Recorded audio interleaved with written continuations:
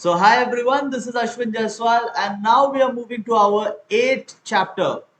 ICSE class 10 economics के 8वें chapter पे आ गए हम लोग and the name of the chapter is central bank.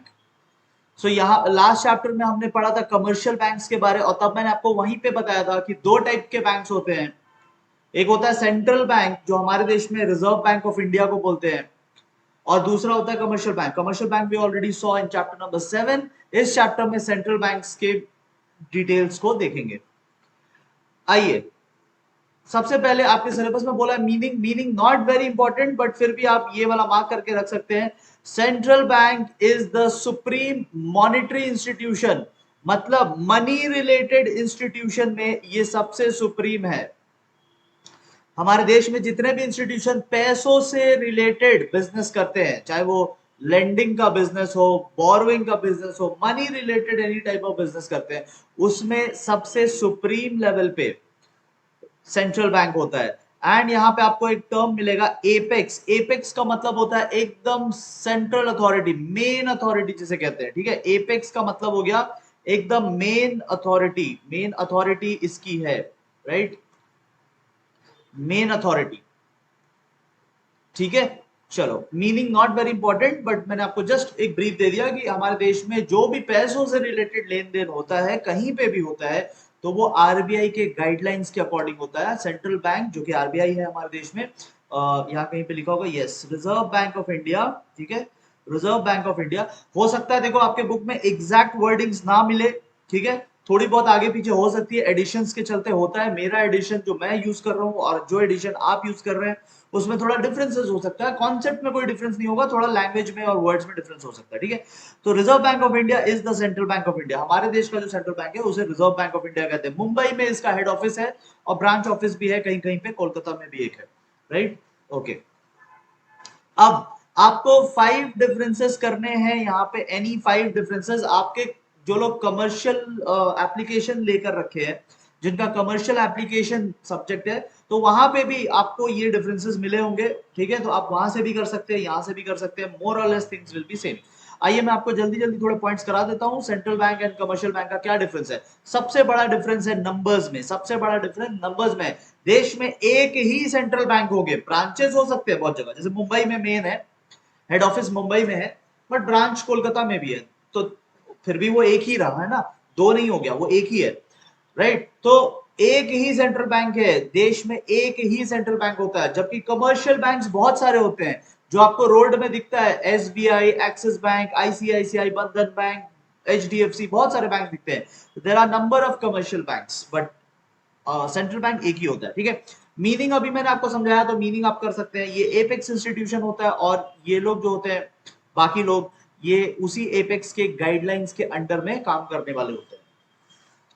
Ownership, RBI का जो ओनरशिप है वो गवर्नमेंट का होता है और बाकी बैंक्स जो होते हैं वो प्राइवेट भी हो सकते हैं, गवर्नमेंट भी हो सकते हैं. एग्जांपल, पंजाब नेशनल बैंक एक गवर्नमेंट बैंक है बट एचडीएफसी एक प्राइवेट बैंक है. ठीक है, ओके. नोट इशू, हमारे देश में जो करेंसी नोट्स होते हैं, जो 500, 200, 100 के जो नोट्स होते हैं, कौन इशू कर सकता है? Only RBI. ठीक है, मोनोपोली है, नोट्स इशू करने में मोनोपोली है. बाकी banks do not have such right. Banks, commercial banks cannot issue notes, याद रखना. ठीक है, अच्छा. आरबीआई किसका बैंकर है? सेंट्रल बैंक किसका बैंकर है? मतलब वो बैंकिंग फंक्शन किसके लिए करता है? तो वो गवर्नमेंट का बैंकर है. ठीक है, गवर्नमेंट का बैंकर है एंड कमर्शियल बैंक्स का बैंकर है. मतलब जैसे मुझे अगर पैसा रखना है तो मुझे कहां जाना पड़ेगा? मुझे जाना पड़ेगा कमर्शियल बैंक्स में. Commercial banks are for the public. Commercial banks, colour बदल देते हैं, आर फॉर द पब्लिक. तो मैं पब्लिक का हिस्सा हूं, मुझे अगर पैसे जमा करने तो कहां जाना पड़ेगा? मुझे कमर्शियल बैंक जाना पड़ेगा. बट अगर कमर्शियल बैंक्स को पैसे रखने तो कहां जाना पड़ेगा? They can go to central bank. सरकार को पैसे रखने हैं तो they can go to central bank. तो ये हमारा पहला पोर्शन कंप्लीट हुआ. और need for central bank you did not do, आपको करने की जरूरत नहीं है क्योंकि ये सिलेबस का पार्ट नहीं है. ओके, नेक्स्ट पार्ट पे चलते हैं. ठीक है, एंड नेक्स्ट पार्ट इज, अब फंक्शंस पे आ रहे हैं हम लोग. अब आपको बहुत अटेंशन देकर सुनना है. ठीक है, जो अंडरलाइनिंग यहाँ पे आ रही है, अगर आपके बुक से वर्ड टू वर्ड मैच हो रहा है तो आप मार्क कर लो, वर्ड टू वर्ड नहीं मैच हो रहा तो सिमिलर मैच होगा. तो आप सिमिलर लाइंस को मार्क कर लेना, ठीक है। But right now you should focus on the video, you should try to understand, और पॉज कर करके आप साथ में पढ़ लेना, so that video and learning दोनों साथ में कंप्लीट हो जाए, ठीक है। आपको कैसा लग रहा है वीडियोस, कितनी हेल्प मिल रही है, थोड़ा कमेंट बॉक्स में भी बताना, ठीक है, so that I get to know कि आपको हेल्प मिल रहा है या नहीं, ठीक है। So do tell me in the comment box. चलो हम लोग स्टार्ट करते हैं। Let us take a colour, ये ले लेते हैं, चलो। Now we are doing functions. तो पहला फंक्शन है नोट इशू करने का। हमारे देश में जितने भी नोट्स है उसे इशू करने का सोल मोनोपोली, मतलब अकेला राइट एक ही बैंक को है, और वो है central bank. RBI notes issue करता है। आप अपने मम्मी डैडी से पैसे मांग के देख सकते हो, उसमें नीचे लिखा रहेगा कि वो रिजर्व बैंक ऑफ इंडिया का है, उसमें नीचे आरबीआई के गवर्नर का सिग्नेचर भी रहेगा, ठीक है। Commercial banks can not issue currency notes. जो बाकी बैंक्स होते हैं ना, SBI, Punjab national bank, HDFC, ICICI, वो नोट्स इशू नहीं कर सकते। अच्छा, फिर आपको एग्जाम में पूछ सकता है कि इसका मेन रीजन क्या है, क्यों एक ही बैंक को क्यों ये राइट दिया गया, वाई। तो सबसे पहली बात होगी इसमें कि यूनिफॉर्मिटी रहेगा। सारे, जैसे 500 के नोट्स है, तो सारे 500 के नोट्स एक जैसे दिखेंगे। अगर सारे बैंक्स को राइट मिल जाता ना, तो सबका 500 का नोट अलग अलग दिखता। आप देखो ना, सारे बैंक्स के चेक अलग अलग दिखते हैं। एवरी बैंक इशू चेक्स, सबके चेक्स अलग अलग दिखते हैं। एसबीआई का ब्लू कलर का है, एक्सिस बैंक का रेड कलर का है, आईसीआईसीआई का ऑरेंज कलर का है, ठीक है, स्टैंडर्ड चार्टर्ड का ग्रीन कलर, सबका अलग अलग है। बट यहां पे यूनिफॉर्मिटी रहेगा। नंबर वन, कंट्रोल रहेगा मनी सप्लाई में, कितना पैसा, क्योंकि देखो मनी अनलिमिटेड नहीं प्रिंट किया जा सकता। मनी जो प्रिंट किया जाता है वो according to the country's production किया जाता है। प्रोडक्ट जितना होगा उतना ही पैसा होना चाहिए। ऐसा नहीं है कि बैठ के बस नोट छाप सकते हैं, कितना भी नोट छाप लो, सबको दे दो, करोड़ों नोट सब में बांट दो, सब करोड़पति बन गया, ऐसा नहीं कर सकते। मनी जो प्रिंट होता है वो according to the country's production होता है। पैसों के बराबर में उतने प्रोडक्ट्स होने चाहिए, क्योंकि पैसों से प्रोडक्ट खरीदते हैं। तो कितना मनी सप्लाई हो रहा है इस पे, अगर एक ही जन करेगा ना प्रोडक्शन, एक ही जन प्रिंटिंग करेगा, तो उसका कंट्रोल रहेगा। सारे करेंगे तो कंट्रोल करना डिफिकल्ट हो जाता है। एंड पब्लिक का फेथ रहता है, पब्लिक ट्रस्ट करती है आरबीआई, क्योंकि गवर्नमेंट ओन्ड है। So public has faith in the notes issued by RBI, right. Okay, next very important point. अब देखो ये सब आपको एग्जाम में पूछ सकता है कि आरबीआई को banker, agent, adviser of the government क्यों कहा जाता है। सरकार की बैंकर, एजेंट एंड एडवाइजर क्यों कहा जाता है आरबीआई को। तो पहले देखते हैं why it is banker of the government. Why it is banker of the government, दो पॉइंट अगर आपको बोलना हो, आप बोलोगे कि ये सरकार के बैंक अकाउंट्स मैनेज करता है, ठीक है। सरकार के जो अलग अलग डिपार्टमेंट्स होते हैं, जैसे रेलवे एक डिपार्टमेंट है, सीबीएसई एक और डिपार्टमेंट है, सरकारी है, ठीक है।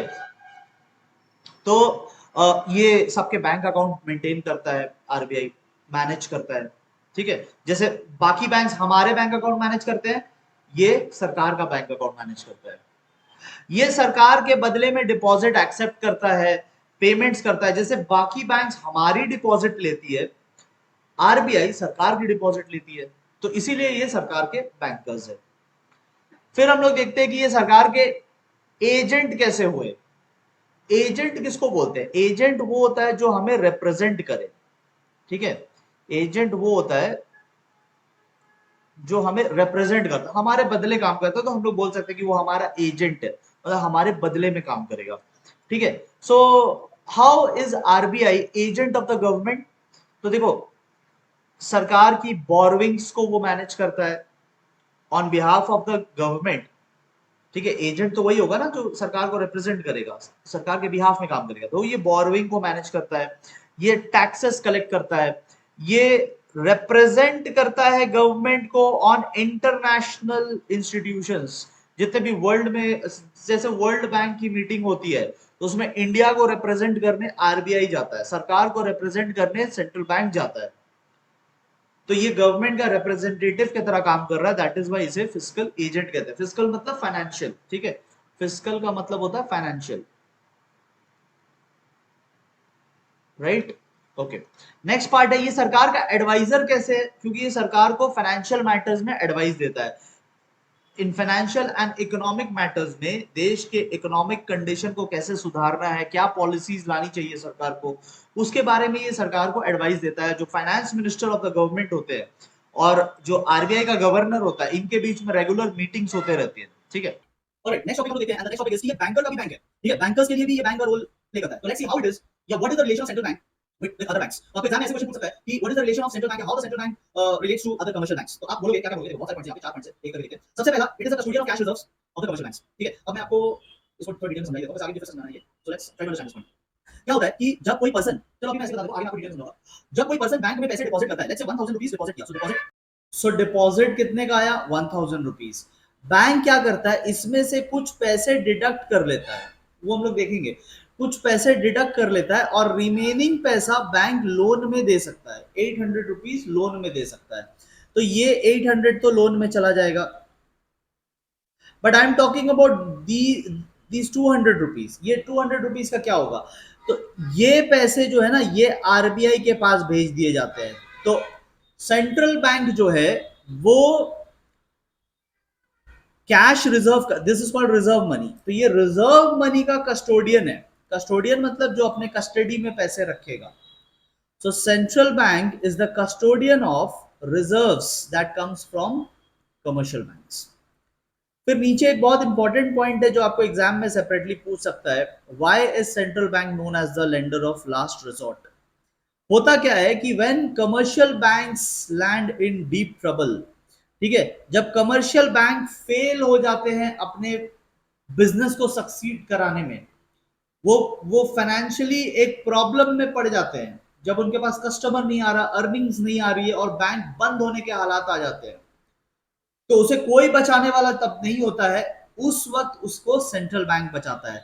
As a last resort central bank वो अप्रोच करता है एंड लोन्स लेकर के अपने आप को बचाता है। तो जब कोई नहीं आएगा बचाने को, एकदम खराब हालत हो जाएगी कमर्शियल बैंक्स की, then central bank RBI will help them. Next आता है क्लियरिंग एजेंट। क्लियरिंग एजेंट वाला पॉइंट मैं आपको समझा देता हूं, ध्यान से देखो। क्या होता है कि बीच में आरबीआई है, ठीक है, और हर बैंक अपना थोड़ा थोड़ा रिजर्व, अभी हमने देखा ना ऊपर पॉइंट, रिजर्व का कस्टोडियन है ये। तो जैसे एक्सिस बैंक है, तो एक्सिस बैंक के कुछ पैसे आरबीआई के पास पड़े हैं एज रिजर्व्स, ठीक है, मान लो 500 रुपीज पड़े हैं यहाँ पे। और यहाँ पे एसबीआई है, और एसबीआई का भी कुछ पैसा पड़ा है, लेट्स से 600 रुपीज। तो हर बैंक अपने कुछ कुछ पैसे रिजर्व आरबीआई के पास देता है। वही तो हमने पॉइंट नंबर 1 में पढ़ा, custodian of reserves of the commercial banks. अब क्या होगा, जब एक्सिस बैंक को एसबीआई को पैसे ट्रांसफर करने, मान लो यहां पे कोई कस्टमर है जो एक्सिस बैंक का कस्टमर है, वो पैसे ट्रांसफर करना चाहता है एसबीआई के कस्टमर को, यहां एसबीआई का कस्टमर है, तो एक्सिस बैंक का customer wants to transfer money to SBI का कस्टमर। तो क्या होगा, पैसा एक्सिस बैंक टू एसबीआई जाएगा। तो आरबीआई क्या करता है, RBI acts as a clearing agent. RBI बोलता है कि यार देखो, रियल में कोई पैसे ट्रांसफर करने की जरूरत नहीं है, ठीक है, मान लो 100 रुपीज ट्रांसफर होना था, तो आरबीआई बोलेगा एक काम करते हैं, तुम लोग दोनों का पैसा तो मेरे पास है, मैं तुम्हारे में से 100 रुपीज माइनस कर दूंगा और इसके में से 100 रुपीज जोड़ दूंगा, एक एंट्री कर दूंगा, ठीक है। आरबीआई बोलेगा आप दोनों का पैसा तो मेरे पास है, तो क्यों तुम लोग इधर उधर इतना पैसा का ट्रांसफर करोगे, पैसा ट्रांसफर डिजिटली करना उसमें बहुत खर्चा लगता है। सो आरबीआई क्या करता है, आरबीआई बोलता है यार physically money need not be transferred, what I will do, I will just adjust the money, मेरे पास तो दोनों का हिसाब है, मैं एक के पैसे काट के दूसरे में जोड़ दूंगा। तो आप लोगों को फिजिकली वो ट्रांसफर करने की कोई जरूरत नहीं है। इस तरीके से ट्रांजैक्शंस जल्दी क्लियर हो जाते हैं, आरबीआई क्लियरिंग एजेंट बन गया, ठीक है। तो ये जो पॉइंट है, तो ये पॉइंट आप यहां पे देख सकते हो। आरबीआई बस एक बुक एंट्री करता है, बुक एंट्री मतलब जर्नल एंट्री करता है। जर्नल एंट्री आप लोग क्लास 11 में सीखेंगे किसको कहते हैं। तो बस एक एंट्री कर देता है, there is no actual transfer, ठीक है, और उतना हेडेक से बच जाते हैं। ओके, एंड एक और पॉइंट है सुपरवाइजर। तो एज अ सुपरवाइजर वो बस रेगुलेट करता है एंड कंट्रोल करता है कमर्शियल बैंक्स के एक्टिविटीज को। तो कमर्शियल बैंक्स को पूरी तरीके से मॉनिटर करना, उनको सुपरवाइज करना, ये भी रोल है आरबीआई का। तो हमने 4 फंक्शंस देखे आरबीआई के विद द कमर्शियल बैंक्स, पहला वो उनके रिजर्व्स का कस्टोडियन है, पहला वो उनके रिजर्व्स का कस्टोडियन है, दूसरा वो lender of the last resort है, मतलब आखिरी उम्मीद है, तीसरा वो क्लियरिंग एजेंट है, पेमेंट्स को बहुत जल्दी क्लियर कर देता है जस्ट एक जर्नल एंट्री के थ्रू, एंड फोर्थ हमने देखा कि वो सुपरवाइजर है, ठीक है, सुपरवाइजर उनको मॉनिटर करेगा। लास्ट पॉइंट हम लोग यहाँ पे देख रहे हैं कि फॉरेन एक्सचेंज का भी वो कस्टोडियन है। फॉरेन एक्सचेंज मतलब क्या होता है? फॉरेन एक्सचेंज मतलब फॉरेन करेंसी। तो फॉरेन से जितने भी करेंसी आते हैं, हमारे देश के बिजनेसमैन लोग जो विदेशों में गुड्स बेच रहे हैं, so they are earning in dollars, they are earning in pounds, they are earning in foreign currencies। तो फॉरेन करेंसीज जो अर्न करके इंडिया ला रहे हैं, तो इंडिया में कहाँ रहेगा वो? It has to all go to RBI, ठीक है। तो मान लो मैं कोई बिजनेस कर रहा हूँ, जैसे कि मान लो मैं एक बिजनेस कर रहा हूँ, ठीक है, और मैं अमेरिका में बिजनेस करता हूँ, आई अर्न डॉलर्स, मैं इंडिया में डॉलर्स लेकर आ रहा हूं, तो मैं जो डॉलर्स लेकर आया, अब इंडिया में तो डॉलर्स का कोई काम नहीं है ना, no shopkeeper will take dollars from me. तो मैं क्या करूंगा, मैं आरबीआई में जाके एक्सचेंज करा लेता हूं, मैं वो डॉलर्स आरबीआई को दूंगा, आरबीआई मुझे रुपीस दे देगा, तो मेरा डॉलर अल्टीमेटली कहां गया? आरबीआई के पास। तो आरबीआई जितने भी डॉलर्स, पाउंड या फॉरेन करेंसी कुछ भी आ रहे हैं इंडिया में, उसको कस्टडी में वो रखता है, हम लोग नहीं रख सकते। हम लोग कमा के लाएंगे बट आरबीआई को दे देंगे, और फिर आरबीआई बदले में रुपीस हमें दे देगा, ठीक है। सो वो चीज यहाँ पे लिखा है, आप एक बार पढ़ लेना, ठीक है। तो ये हमारा एक पार्ट कंप्लीट हुआ। ओके, हमने पिछले चैप्टर में क्रेडिट क्रिएशन के बारे में पढ़ा था, ठीक है। We had studied about credit creation की कमर्शियल बैंक्स कैसे क्रेडिट क्रिएट करता है, लोन देता रहता है ना। तो इस चैप्टर में हम लोग पढ़ेंगे कि उस प्रोसेस को आरबीआई कैसे कंट्रोल करता है, that is called credit controls, ठीक है। That is what, that is credit control. यहाँ पे ये जो है कंट्रोल ऑफ क्रेडिट, ठीक है। तो अब हम लोग देखते हैं, चलो मैं आपको डिटेल में समझाता हूँ।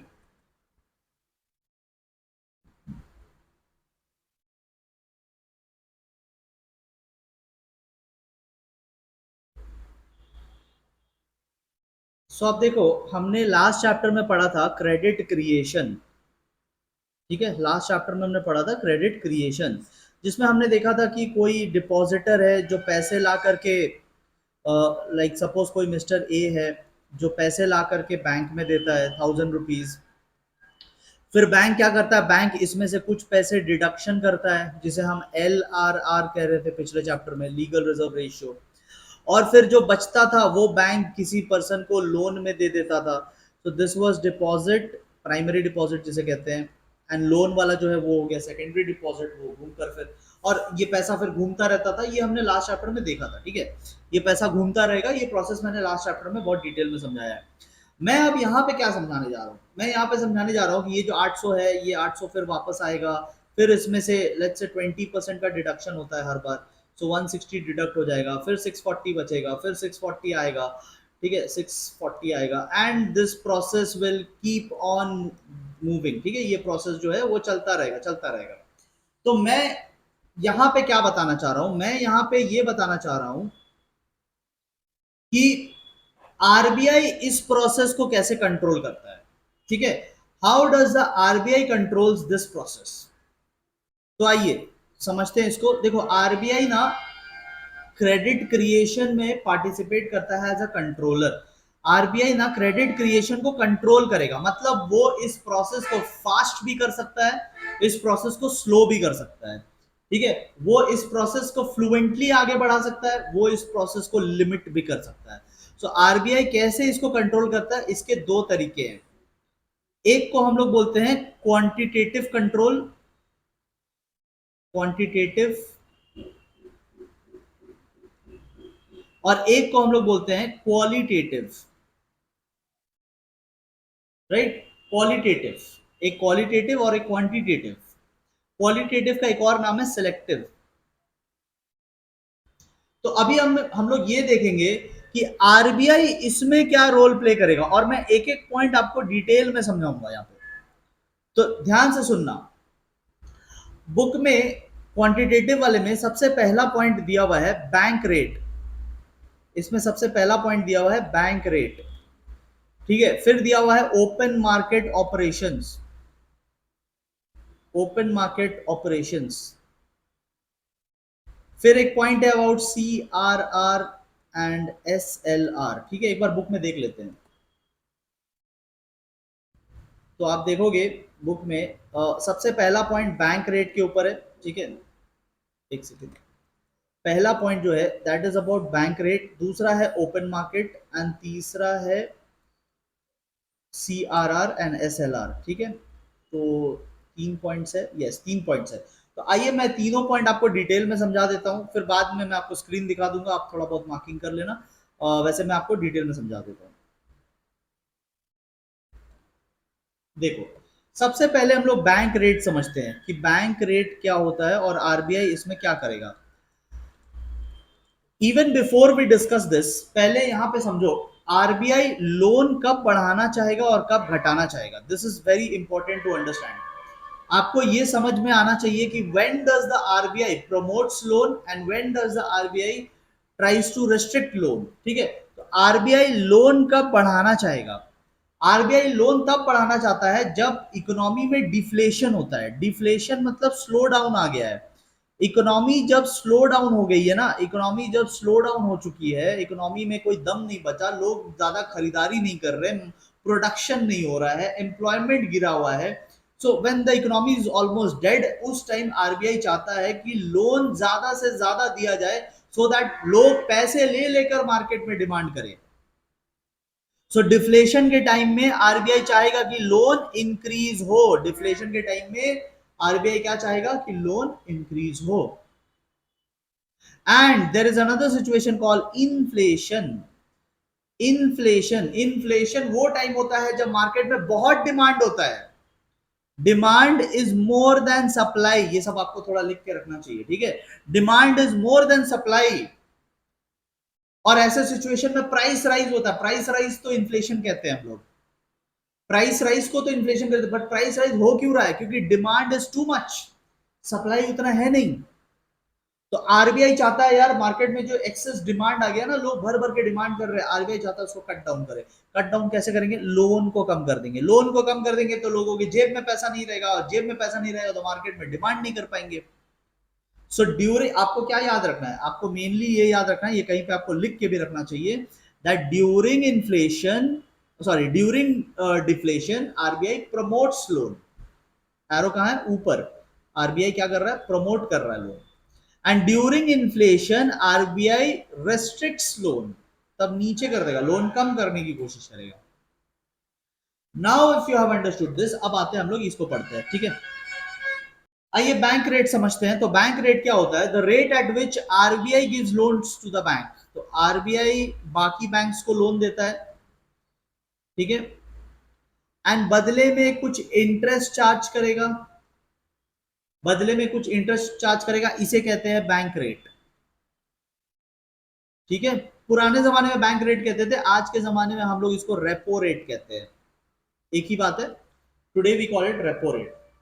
अब बैंक्स क्या करती है? बैंक्स RBI से पैसे लोन में लेकर फिर पब्लिक को लोन में देती है, और फिर बैंक्स इंटरेस्ट कमाती है, ठीक है, बैंक्स इंटरेस्ट कमाती है। नाउ लेट अस अज्यूम कि दिस रेट इज 5%, मतलब बैंक को RBI से लोन मिल जाता है 5% पे, फिर बैंक पब्लिक को लोन देती है 10% पे। तो इस तरीके से बैंक्स कमाई करती है। Banks borrow at 5% and then they give it to the public at 10%, और बैंक का उसमें बिजनेस हो जाता है, ठीक है। अब सिचुएशन ये है कि इन्फ्लेशन के टाइम में क्या होगा एंड डिफ्लेशन के टाइम में क्या होगा। देखो, जो जैसा मैं आपको समझा रहा हूं ऐसा कोई और आपको समझाएगा नहीं, तो आप प्लीज यहाँ पे ध्यान से सुनना, ठीक है। और आप यहाँ बैठे हो क्योंकि आपको समझ में आया नहीं है, तो इसीलिए ध्यान से समझो इसको। इन्फ्लेशन के टाइम में क्या होगा और डिफ्लेशन के टाइम में क्या होगा।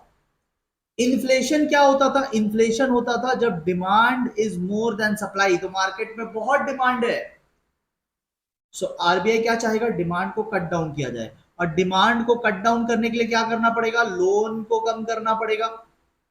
तो लोन कम कब होगा? जब इंटरेस्ट रेट बढ़ेगा, जब लोन लेना महंगा हो जाएगा। तो during inflation what the RBI will do, it will increase the bank rate, BR को बढ़ा दिया जाएगा, बैंक रेट को बढ़ा दिया जाएगा। वो जो RBI 5% ले रहा है ना, currently the RBI is taking only 5%, RBI बोलेगा आई विल टेक 10%। सो अगर आरबीआई 10% लेगा तो बैंक्स को पब्लिक से ज्यादा लेना पड़ेगा, पब्लिक से ज्यादा लेगा तो पब्लिक पीछे हट जाएगी, और पीछे हट जाएगी तो डिमांड कंट्रोल में आ जाएगा। वही तो करना है, डिमांड अभी एक्सेस है। डिफ्लेशन के टाइम में उल्टा होगा, ठीक है, डिफ्लेशन के टाइम में उल्टा होगा। यहाँ पे डिमांड कम होता है, सप्लाई ज्यादा होता है। So RBI wants to promote loan, in this case RBI wants to promote loan. अगर प्रमोट करना है तो लोन को चीप कर दो, तो डिक्रीज द बैंक रेट। बात समझ में आया? तो ये हो गया बैंक रेट। नेक्स्ट हम लोग डिस्कस करते हैं open market operations. Open market operations, ध्यान से सुनना, लॉजिक वही है, इन्फ्लेशन के टाइम में क्या करना है और डिफ्लेशन के टाइम में क्या करना है। ध्यान से सुनो, इन्फ्लेशन के टाइम में लोन को कम करना चाहते हैं और डिफ्लेशन के टाइम में लोन को बूस्ट अप करना चाहते हैं। लॉजिक ये है। अब एक्शन क्या लेंगे वो मैं आपको यहाँ पे समझाऊंगा, एक्शन क्या लेना वो मैं आपको समझाऊंगा।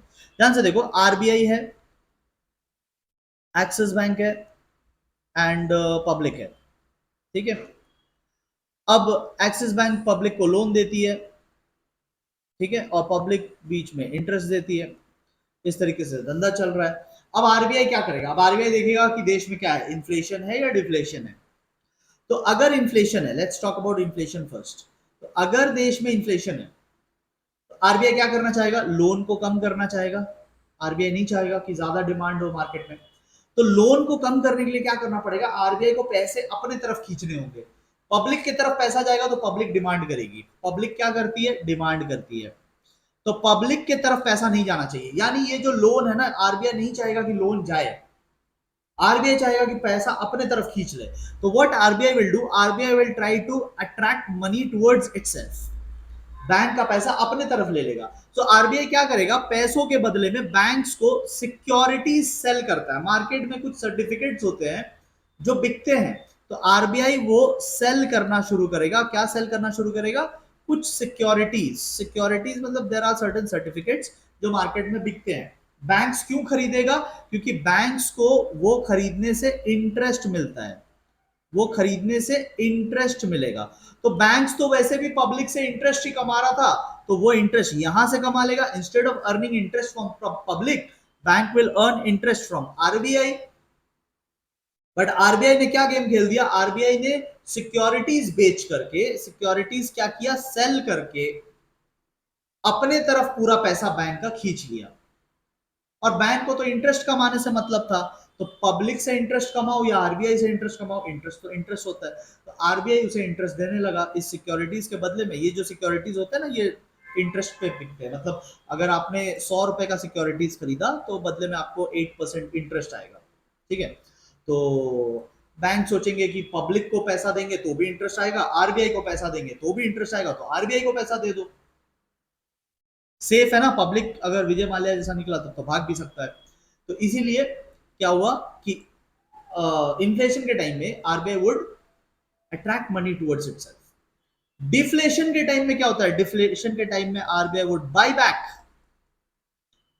आरबीआई वुड बाय बैक या फिर परचेज बोल सकते हो, दो सिक्योरिटीज। तो डिफ्लेशन के टाइम का भी मैं आपको समझा देता हूं। आरबीआई क्या करेगा डिफ्लेशन के टाइम में? डिफ्लेशन के टाइम में तो लोन ज्यादा देना है ना, डिफ्लेशन के टाइम में लोन ज्यादा देना है, तो what RBI would do, RBI would buy back, वो परचेज कर लेगा, वो सिक्योरिटीज वापस परचेज कर लेगा, वो सर्टिफिकेट वापस परचेज कर लेगा। बैंक्स को इंटरेस्ट जाना रुक जाएगा, लेकिन आरबीआई ने जो परचेज किया है तो वो पैसा बैंक्स को पे कर देगा। तो बैंक्स के पास पैसा आ जाएगा, तो banks can again give loan to the public, और पब्लिक के पास लोन जाएगा तो डिमांड फिर मार्केट में बढ़ेगा। तो ये है open market operations. Next very important, LRR, legal reserve ratio. इसमें दो चीज आता है, CRR and SLR. CRR and SLR, cash reserve ratio, statutory liquidity ratio. क्या होता है ये सब अभी समझाते हैं क्या होता है, ध्यान से देखो। ये है बैंक, और बैंक में एक पब्लिक आता है, पर्सन आता है, और वो पैसा डिपॉजिट करता है 1000 रुपीज। बैंक क्या करता है, इस 1000 में दो टाइप का डिडक्शन करता है। कितना डिडक्शन करेगा वो आरबीआई बताता है, ठीक है। ये रेट्स आरबीआई बताता है। Let's assume 10% and let's assume 10%, तो वो ऊपर वाला हो जाएगा 20%, क्योंकि ऊपर वाला दोनों को मिला करके बनता है। LRR legal reserve ratio, CRR cash reserve ratio, SLR statutory liquidity ratio. तो जैसे ही पैसे आते हैं बैंक्स क्या करता है, CRR कट करेगा 10% और SLR भी कट करेगा 10%, ठीक है। ये है CRR और ये है SLR। और बाकी जो बचे 800 वो बैंक्स लोन में किसी और को दे सकता है। This can be given as loan. वो 200 रुपए लोन में नहीं दे सकता। अब ये जो CRR है इसका क्या फंडा है कि ये बैंक कट करके आरबीआई के पास भेज देता है। बैंक्स ये वाला कट करके आरबीआई के पास भेज देता है। और ये जो SLR है, SLR बैंक कट करके अपने पास रखता है, सेल्फ खुद के पास रखेगा। तो CRR goes to RBI, SLR is kept with the bank itself. इस पैसे को अपने पास वो कैश के फॉर्म में भी रख सकता है, या फिर वो गोल्ड के फॉर्म में भी रख सकता है, या फिर एनी लिक्विड एसेट के फॉर्म में रख सकता है। सर लिक्विड एसेट क्या हुआ? लिक्विड एसेट मतलब any asset that can be sold easily. तो देखो, बैंक्स 100 रुपए जो रखेगा अपने पास, ₹100, that can be kept in the form of cash. वो चाहे तो 100 रुपए रखे। एक्चुअली में तो बैंक के पास करोड़ों रुपए आते हैं, 100 तो मैं एग्जांपल में बोल रहा हूँ। या तो बैंक्स को लगेगा कि यार पैसे हैं अभी, तो क्यों ना इससे थोड़ा बिजनेस करे, तो वो गोल्ड भी खरीद सकता है, क्योंकि गोल्ड का वैल्यू लगातार बढ़ता रहता है। तो बैंक सोचेगा कि क्यों ना इसको गोल्ड में इन्वेस्ट कर दे, तो थोड़ा थोड़ा करके वैल्यू बढ़ेगा। या किसी भी एसेट में बैंक चाहेगा तो उसको लगा सकता है, ठीक है। तो it can keep it in the form of cash also, it can keep it in other forms also. फिर जिस दिन पब्लिक आएगा मांगने, तो ये गोल्ड वगैरह सब बेच के पैसा लेके फिर पब्लिक को दे देंगे। सो इसे कहते हैं CRR जो आरबीआई के पास गया, और इसे कहते हैं SLR जो अपने पास रहा। अब बात यह है कि इन्फ्लेशन और डिफ्लेशन के टाइम में क्या होगा। सेम चीज होगा। ये रहा आरबीआई, ये रहा आपका बैंक, और ये रहा पब्लिक, ठीक है। तो अब हम लोग देखते हैं क्या इफेक्ट होगा। सो ड्यूरिंग इन्फ्लेशन आरबीआई नहीं चाहता कि लोन जाए, RBI would like to restrict loan. During deflation RBI चाहता है कि लोन जाए, RBI wants to promote loan. तो देखो, अगर आप लोन नहीं चाहते हो, you want to make it difficult for the public to borrow, तो आरबीआई क्या करेगा, CRR यहां लिख देते हैं, CRR SLR दोनों को इंक्रीज कर देगा। दोनों को इंक्रीज कर देगा तो देखो क्या होता है ना, CRR SLR इंक्रीज होने से लोन अमाउंट कम हो पाएगा। लाइक बैंक हैड 1000 रुपीज और आपने 200 डिडक्ट कर लिया दोनों मिला के, तो लोन के लिए कितना बचा, 800। 800 लोन में जाएगा। अगर आरबीआई को डिस्करेज करना है तो आरबीआई क्या करेगा पता है, ज्यादा अमाउंट कट कर लेगा। RBI will deduct more amount. RBI बोलेगा नहीं 400 कट करते हैं, तो उसने क्या किया, इसको बढ़ा दिया, तो लोन कम हो गया। So whenever RBI wants to reduce the loan, it will increase CRR SLR। यानी इनका इनवर्स रिलेशन होता है, लोन के साथ इनवर्स रिलेशन होता है। एंड डिफ्लेशन के टाइम में CRR SLR हटा दिया जाएगा। डिफ्लेशन में उल्टा होता है, इन्फ्लेशन में जो हुआ डिफ्लेशन में उसका उल्टा होता है। ऑलराइट, नेक्स्ट हम लोग देखते हैं क्वालिटेटिव मेजर्स, ठीक है। सो दीज आर क्वालिटेटिव, इसको सिलेक्टिव भी बोलते हैं। एग्जाम में ऐसे भी पूछ सकता है, what are the selective measures of credit control by the RBI, ठीक है। तो सिलेक्टिव भी पूछेगा तो यही आंसर होगा, क्वालिटेटिव भी पूछेगा तो यही आंसर होगा, ठीक है। इसमें आपको पढ़ने को बोला गया है 4 पॉइंट्स, ठीक है। रेगुलेशन ऑफ कंज्यूमर क्रेडिट, ठीक है, मार्जिन रिक्वायरमेंट, एक आपको बोला है क्रेडिट रैशनिंग, और एक आपको बोला है मॉरल सुएजन। 4 पॉइंट्स आपके सिलेबस में मेंशन किया हुआ है, तो वही 4 पॉइंट मैं आपको समझाता हूँ, ठीक है। ऑलराइट, ध्यान से देखो। Now what is regulation of consumer credit. तो मैं एक चीज आपको पहले इधर समझा देता हूँ। अब देखो, आपको कस्टमर और आपको खरीदना है 5 लाख का कोई प्रोडक्ट, ठीक है। कोई मशीन है या कुछ भी है, 5 लाख का है, और आप है कस्टमर, आपको ये खरीदना है, ठीक है, कोई सेलर है, तो आप क्या करते हैं, आप 5 लाख एक बार में नहीं देते, आप क्या करते हो, आप डाउन पेमेंट करते हो, you do a down payment of let's say 1 lakh, आपने 1 लाख रुपए का क्या किया, डाउन पेमेंट किया, मतलब एक पेमेंट आपको शुरू में करना पड़ता है, टू बुक दैट प्रोडक्ट आपको शुरू में एक पेमेंट करना पड़ता है। तो 5 लाख की प्रोडक्ट थी, आपने 1 लाख का डाउन पेमेंट किया, मतलब 4 लाख की पेमेंट अभी भी पेंडिंग है। वो 4 लाख को क्या करते हैं, आप धीरे धीरे धीरे धीरे इंस्टॉलमेंट में पे बैक करते हैं, सो यू पे इट आफ्टर सम टाइम, ठीक है, आप आराम से टाइम लेकर के वो पेमेंट करते हैं, ठीक है, 1-1 लाख का पेमेंट आप क्या करते हो, आराम से टाइम ले लेकर बाद में करते हो, ठीक है, लाइक आपको 4 साल का टाइम दिया जाता है, 4 साल में आप ईयर 1 में पेमेंट करो, ईयर 2 में पेमेंट करो, ईयर 3 में पेमेंट करो, ईयर 4 में पेमेंट करो, तो इस तरीके से आप आराम से पेमेंट करते हो, 5 साल में जाके एसेट खरीदते हैं। फर्स्ट आपने डाउन पेमेंट कर दिया, उसके बाद 4 साल में आप आराम से पेमेंट कर रहे हैं। अब आरबीआई को अगर डिस्करेज करना है, मार्केट में डिमांड को डिस्करेज करना है, जैसे इन्फ्लेशन का टाइम होता है, तो इन्फ्लेशन में आरबीआई क्या चाहेगा कि डिमांड कम हो जाए, तो डिमांड कम करने के लिए आरबीआई क्या चाहेगा, आरबीआई दो खेल खेलेगा, ठीक है, कंज्यूमर क्रेडिट में आरबीआई दो काम करेगा, एक तो ये डाउन पेमेंट इंक्रीज कर देगा, so that it will become difficult for you to buy, demand कम करना है ना, तो डाउन पेमेंट बढ़ा देगा, वो बोलेगा 1 लाख से काम नहीं चलेगा, आपको 2 लाख रुपए देने पड़ेंगे, सो डाउन पेमेंट को बढ़ा दिया, the first payment is called down payment, तो उसे इंक्रीज कर दिया, तो it became difficult for the customers now. और जो टाइम जो पहले आपको 4 साल मिल रहा था ना, आरबीआई बोलेगा कि वो टाइम ड्यूरेशन भी कम कर रहे हैं, 2 इयर्स में पेमेंट कर दो, 2 इयर्स में पेमेंट कर दो, तो टाइम गैप जो है वो कम कर दिया, तो आपके लिए और डिफिकल्ट हो गया अब ये खरीदना, तो this is called regulation of consumer credit, ठीक है, मतलब गेम के रूल्स चेंज कर दे रहा है, वो पहला पेमेंट महंगा कर दे रहा है और टाइम गैप को भी कम कर दे रहा है। डिफ्लेशन के टाइम में उल्टा कर देगा, ठीक है, डिफ्लेशन के टाइम में डाउन पेमेंट्स इजी कर देगा, टाइम भी बहुत आराम से दे देगा ताकि लोग ज्यादा से ज्यादा डिमांड करें, आसानी से डिमांड कर पाए, तो that is regulation of consumer credit.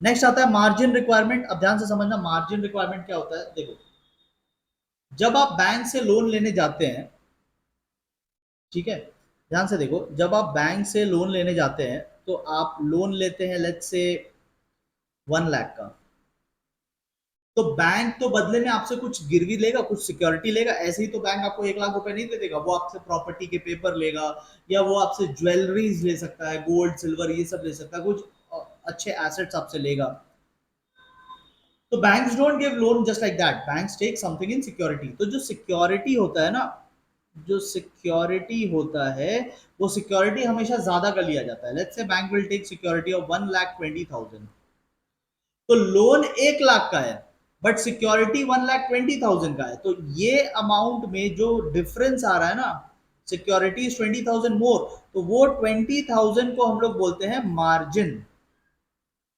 Bank अपना सेफ्टी मार्जिन लेकर के चल रहा है, उसे कहते हैं मार्जिन रिक्वायरमेंट। अब आरबीआई को अगर लोन डिफिकल्ट करना है तो वो मार्जिन बढ़ा देगा, आरबीआई बोलेगा कि बैंक्स को कि 1 लाख का लोन ना 120 में मत दो, 150 में दो, टेल देम टू ब्रिंग 150 का guarantees and then we will give 1 lakh का लोन, तो पब्लिक के लिए डिफिकल्ट हो जाएगा, so whenever RBI wants to make anything difficult वो इंक्रीज कर देता है चीजों को, and whenever RBI wants to give more and more loan वो डिक्रीज कर देता है चीजों को, वो चीजों को रिलैक्स कर देता है बात समझ में। Okay, next is credit rationing, very simple point, credit rationing में आरबीआई क्या करता है, क्रेडिट अमाउंट को फिक्स कर देता है, मतलब एक कोटा लगा देता है कि इससे ज्यादा लोन नहीं जाना है, so whenever RBI wants to decrease loan वो सीधा बोल देता है बैंक्स को कि देखो 50 करोड़ से ज्यादा लोन मार्केट में नहीं दोगे, to different different people 50 crore से ज्यादा लोन नहीं दोगे ओवरऑल, ठीक है, या फिर वो कोई रेशियो वाइज रेस्ट्रिक्शन लगा सकता है, ठीक है, मतलब आपका टोटल डिपॉजिट जितना आया उसका 10% ही लोन में दोगे, आपका टोटल डिपॉजिट जितना आया उसका 20% आप लोन में दोगे, तो ratio wise basically credit rationing is restriction on loan, ठीक है, वो चाहे अमाउंट फिक्स कर सकता है या वो रेशियो फिक्स कर सकता है कि बैंक का जितना भी पैसा है उसका 10% ही लोन में जाएगा, बैंक का जितना भी पैसा है उसका 50% लोन में जाएगा, तो वो रेशियो भी फिक्स कर सकता है। एंड लास्ट इज मॉरल सुएजन, जो सिलेबस में है वो है कि बैंक्स, आरबीआई जो है, आरबीआई कमर्शियल बैंक्स को मॉरली परसुएड करता है नॉट टू गिव लोन्स। ठीक है, वो लेटर्स के थ्रू हो सकता है, डिस्कशंस के थ्रू हो सकता है, डायरेक्टिव्स के थ्रू हो सकता है। तो रेगुलर इंटरेक्शंस होते हैं आरबीआई के with other banks, with the bank managers of different banks, central bank की मीटिंग होती है। तो उन मीटिंग्स में एक इशारा दिया जा सकता है, कि हिंट दिया जा सकता है। It is still a hint, banks are not compulsorily, they are not forced to follow this, वो नहीं भी फॉलो कर सकते। बट देखो यहाँ लास्ट लाइन में क्या लिखा है, लास्ट लाइन में क्या लिखा है, the member bank generally do not ignore the advice. तो ये एक एडवाइस है, it is an advice, it's not an order, it's an advice. But generally कोई बैंक पंगा लेता नहीं है आरबीआई से। अगर आरबीआई ने इशारों इशारों में कहा है कि बहुत ज्यादा लोन हो रहा है मार्केट में, तो बस बैंक को समझ जाना चाहिए कि भाई इशारा है, लोन कम कर दे। ठीक है, तो this is moral suasion. Demonetization, last part पे हम लोग आ रहे हैं। डीमोनेटाइजेशन हमारे देश में हुआ था 8 नवंबर 2016 को। ठीक है, तो डेट आप याद रखना शॉर्ट क्वेश्चंस के लिए। डीमोनेटाइजेशन होता क्या है बेसिकली, डीमोनेटाइजेशन में नोट्स की जो लीगैलिटी है उसे खत्म कर दी जाती है। मतलब जैसे 2016 में क्या हुआ था, उस टाइम जो 500 के नोट्स चलते थे, उस टाइम वाले 500 के नोट्स, और उस टाइम 1000 रुपए के भी नोट्स चलते थे, तो उसको सरकार ने डीमोनेटाइज कर दिया। डीमोनेटाइज मतलब अब वो मनी नहीं रहा, उसकी लीगल वैलिडिटी को खत्म कर दी गई थी। ठीक है, तो उसकी डेफिनेशन यहाँ पे है, ये ना डिनोमिनेशन होगा, गलती से डीमोनेटाइजेशन लिख दिया ऑथर ने। तो अगर आपके बुक में डिनोमिनेशन लिखा है तो ठीक, डिनोमिनेशन का मतलब होता है वैल्यू, और अगर आपके बुक में डीमोनेटाइजेशन लिखा तो आप उसका करेक्ट कर लेना, जैसे मैंने करेक्ट कर लिया है। It's called denomination. डिनोमिनेशन मतलब वैल्यू, जैसे 500 के नोट का डिनोमिनेशन इज 500, तो उसका वैल्यू 500 है। तो जब भी सरकार किसी नोट को लीगली वैलिड नहीं रखती है, उसकी लीगल वैलिडिटी हटा देती है, तो उसे हम लोग कहते हैं कि ये नोट डीमोनेटाइज हो गया। जैसे 2016 में 500 और 1000 रुपए के नोट डीमोनेटाइज हो गए, मतलब अब वो मनी नहीं रहे। अब इसके कुछ एडवांटेज भी है, कुछ डिसएडवांटेज भी है, मैं दो चार आपको करा देता हूँ। देखो ऑब्जेक्टिव क्या है, ये एडवांटेज जैसा है। ऑब्जेक्टिव ये है कि ब्लैक मनी को रोकना है। ब्लैक मनी किसे कहते हैं, अनअकाउंटेड मनी। जैसे अगर आपने किसी शॉप में जाके चिप्स खरीदा, तो आपने शॉप वाले को 10 रुपीज दिया, अब ये तो कहीं हिसाब में आया नहीं ना, आपने उसको 10 रुपीज दिया, तो ये तो कहीं लिखा हुआ आया नहीं। जब हम लोग कैश में ट्रांजैक्शन करते हैं ना, तो सरकार को कभी पता नहीं चलता कि ये ट्रांजैक्शन हुआ है। बैंक के थ्रू जो ट्रांजैक्शन होता है वो पता चलता है। तो कैश वाले ट्रांजैक्शन अनअकाउंटेड रह जाते हैं, अनअकाउंटेड वाले को ब्लैक मनी बोलते हैं। सो लोग इनकम कमा रहे थे, बट लोग बताते नहीं थे कि हमने इनकम कमाया, और सरकार को टैक्स नहीं दे रहे थे, इसीलिए सरकार ने पैसा ही खत्म कर दिया वो वाला। और सरकार ने बोला कि अब अगर आपको नए नोट चाहिए तो पुराने वाले नोट लेकर के आओ, आपको नए नोट देंगे। जैसे आपका पुराना 1000 का जो नोट है वो लेकर के आओ, will give you new notes. तो अब जब आप नोट लेकर आएंगे तो सरकार आपको पकड़ेगी, और सरकार बोलेगी भाई तुमने तो कभी हमें बताया नहीं, तुम इतना कमा रहे थे, सारा कैश में कमा कमा के रखा था, कभी बताता नहीं था। अब सरकार उनको पकड़ेगी और बोलेगी कि ये पैसे कहां से आए तुम्हारे पास, तुमने तो कभी बताया नहीं, तुमने तो कभी टैक्स दिया नहीं पहले, अभी नए नोट लेने के टाइम में तुम आ रहे हो, तो लोग पकड़े जाएंगे। तो ये ब्लैक मनी को पकड़ने का एक तरीका था। ठीक है, एडवांटेज डिसएडवांटेज मैं आपको दोनों समझाऊंगा, ऐसा नहीं कि खाली बेनिफिट है, बेनिफिट भी है और नुकसान दोनों था। करप्शन रुका इससे, क्योंकि जितने भी करप्ट एक्टिविटीज होते हैं, जैसे ब्राइबरी, यहाँ लिखा है ना ब्राइबरी, घूस देना, तो ये सब बड़े नोट्स में होता है। 10 रुपए 5 रुपए के नोट में ये सब होता नहीं है। जो लाखों के घूस देने होते हैं, बॉलीवुड की मूवीज में आपने देखा होगा, तो वो बड़े बड़े नोट्स में दिए जाते हैं। तो सरकार ने बड़े नोट्स को ही डिमोनेटाइज कर दिया। Next, counterfeit currency. Counterfeit currency मतलब फेक करेंसी। फेक करेंसी को रोकने के लिए भी, अब देखो जब ओरिजिनल वाले डिमोनेटाइज हो गए, तो जितने फेक वाले बन रहे थे वो उनका भी अब कोई काम नहीं रहा। पब्लिक अब जब नए नोट यूज करेगी, पुराने वाले तो हो गए डिमोनेटाइज, तो जितने पुराने वालों के जो नकली नोट आ गए थे मार्केट में वो खत्म हो गए। टेरर फंडिंग, देखो टेररिस्ट लोगों का बैंक अकाउंट तो होता नहीं है।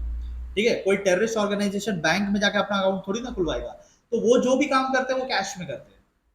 और सरकार ने कैश ही खत्म कर दिया था। आप देखो यहाँ पे कहीं पे लिखा होगा 86% ऑफ द कैश, जो 500 और 1000 के नोट थे ना, वो 86% थे टोटल कैश के। 86% एक रातों रात सरकार ने खत्म कर दिया। तो सोचो जो टेररिस्ट लोगों को जो फंडिंग जाती होगी, जितने भी खराब काम होते हैं ना, ये ब्राइबरी के काम, टेरर फंडिंग, सब बड़े नोट्स में होते थे। तो इतने मेहनत से टेररिस्ट को, देखो टेररिस्ट तक फंड्स पहुंचाना इजी तो नहीं है, जो लोग भी ये काम करते हैं पुलिस से मिलिट्री से बच के करते हैं, और इतने मेहनत से इतने छुप छुपा कर उन्होंने ये काम किया था, और सरकार ने एक रात में पूरा प्लान ही खत्म कर दिया उनका। अब सरकार बोलती है नए नोट चाहिए तो आओ बैंक में बदली कराने, अब टेररिस्ट थोड़ी ना आएगा बैंक में बदली कराने, तो उनका वेस्ट हो गया। ठीक है, ये तो थे फायदे। कुछ नुकसान भी हम लोग देख लेते हैं। ठीक है, तो एक दो मैं आपको करा देता हूँ। जैसे कि यहाँ पे लोगों को काफी दिक्कत हुआ, हार्डशिप फेस करना पड़ा, लोगों को लाइनों में लगना पड़ा बैंक में चेंज कराने के लिए। आप इंडिया का पॉपुलेशन जानते ही है, इंडिया का पॉपुलेशन, तो हर बैंक के बाहर लंबी लंबी लाइनें थी, लोग धूप में खड़े रहे, बहुत लोगों को चक्कर आए, बहुत लोग गिर भी गए। ठीक है, बहुत प्रॉब्लम हुई लोगों को, अपना काम छोड़ के लोग लाइन में लगे हुए थे। ठीक है, तो ये सब प्रॉब्लम लोगों को फेस करना पड़ा था विड्रॉ करने के लिए, एटीएम के लाइंस में, बैंक के लाइन में लगना पड़ा था।